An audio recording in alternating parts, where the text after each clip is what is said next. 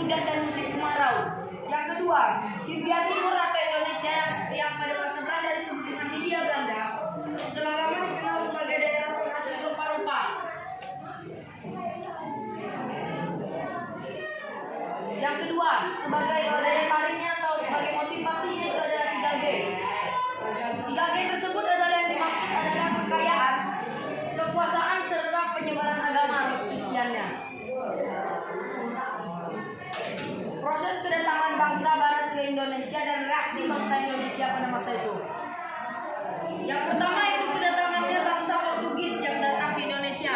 Pertama bangsa Portugis itu datang pada tahun 1512 oleh Afonso de Albuquerque mengirimkan beberapa buah kapal ke Maluku.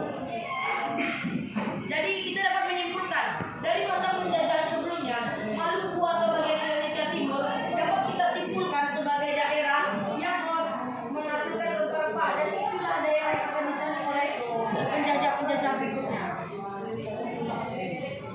Yang kedua, bangsa Spanyol. Pada tahun 1921, pada tahun 1501, 2 kapal ekspedisi Spanyol tiba ke Maluku. Dan seperti yang tadi juga tiba ke Maluku juga untuk mencari rempah-rempah. Yang ketiga, kedatangan bangsa Inggris.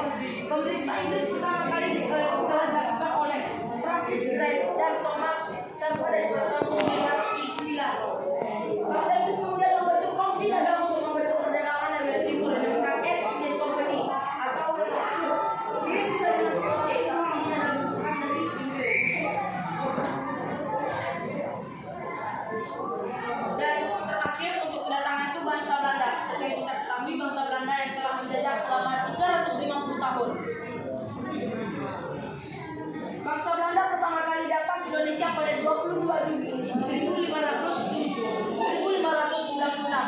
Mereka mendarat di Pelabuhan Banten setelah berlayar di lautan selama 14 bulan.